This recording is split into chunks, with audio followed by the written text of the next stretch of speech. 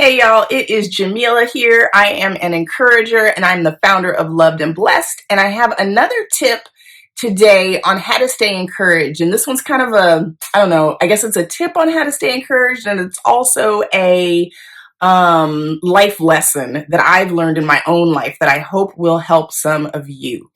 Um, One of the things about staying at home means that we are online more and more often. And for someone like me who is very good at shopping online, that can be a problem because, of course, the more time you spend online, the more advertisements you're probably going to see, the more things you're going to see that other people have that maybe you're like, oh, I could use one of those too. And for some people like me, shopping can be almost a form of comfort. In some ways, shopping is kind of like my drug. I don't take any drugs, but shopping is definitely something that I can get a little crazy with and use to sometimes make me feel better emotionally.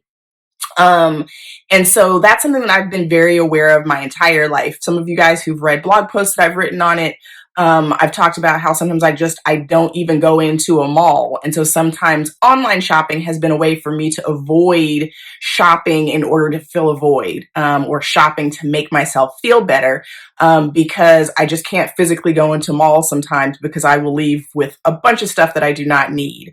And that high, that good feeling that you get sometimes from shopping, it only lasts for a minute, right? So it's not the way that we want to keep ourselves encouraged. But right now, being online more and more, that can also be an issue. So for those of you who maybe have been spending a little bit too much at home or doing some shopping and realizing that maybe you're buying some things that you really don't need, but it's just making you feel better, I wanted to encourage you with a few tips that I use. So one, I try to stay off of sites where I'm shopping, right? I know that seems really obvious, but I try to bar myself from going on to certain sites, because I know that they're going to be triggers for me. So some of my favorite apparel brands, I just haven't looked at their sites at all. And I've actually unsubscribed temporarily from their email lists, just because I don't want to have that temptation coming into my inbox. So that's kind of one of the things that I've done. Another thing that I tend to do is kind of practice a bit of self-control in not allowing myself to make the purchase the first time that I see something. So if there is something that I do see online, if a cool pair of boots comes up, because boots, I'm a sucker for boots. If I see a cool pair of boots, if I see a handbag, if I see a sundress that I really, really, really feel like I want, or a sweater, I'm a sucker for everything. Can you tell? I'm just listing like everything that you can buy. But anyways, I have a rule in place for myself that I can't purchase it right then. I can put it in the shopping cart and leave the site. I can put it on a wish list. Sometimes I'll screenshot a picture of it and save it to my desktop and say, okay, you know what? Let me put this in a folder of things that I'm going to look at later.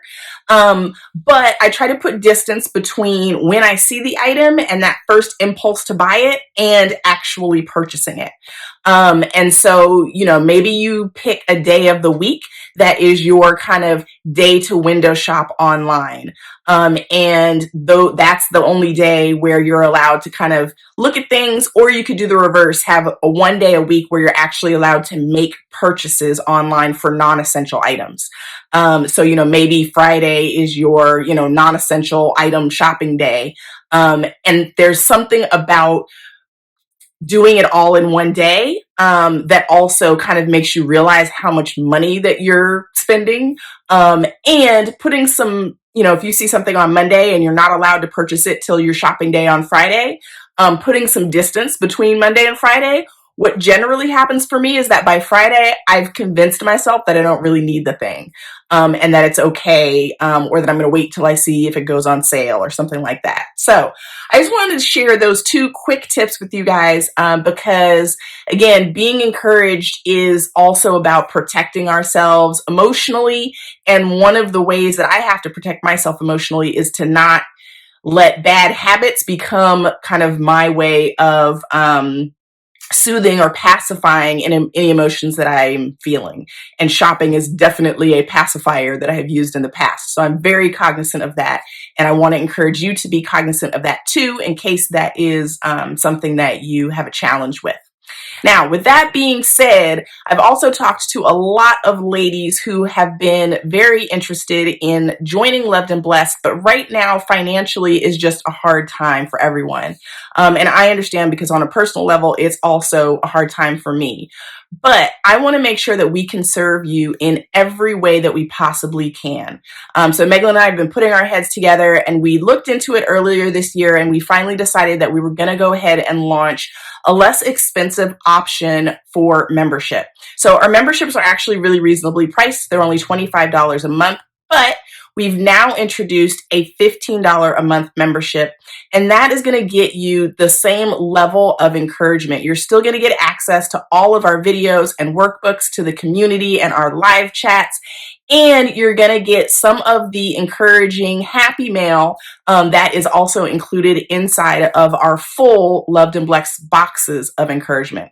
So if you can't afford the monthly care package, but you'd still like to get some happy mail each month and be involved in this community where literally we live, breathe, and eat encouraging you, then I hope you'll check out our newest level of membership, which is simply called Words of Encouragement. There is something about receiving a care package in the mail that really does lift your spirits. And so we want to make sure to serve you in every way that we possibly can. So if you'd like to check out the different memberships that we have, you can look at our website at lovedandblessed.com to learn more. And stay tuned for more tips on how to stay encouraged. And let me know what you think about this. Are you having more of a challenge shopping online? Are you staying within a budget? Are you finding yourself convincing yourself that you need things that you don't really need? Or have you been doing pretty good at just kind of blocking out anything that you feel like is unnecessary? So answer that question for me, because I'd love to hear your feedback on that, and I will chat with y'all again soon.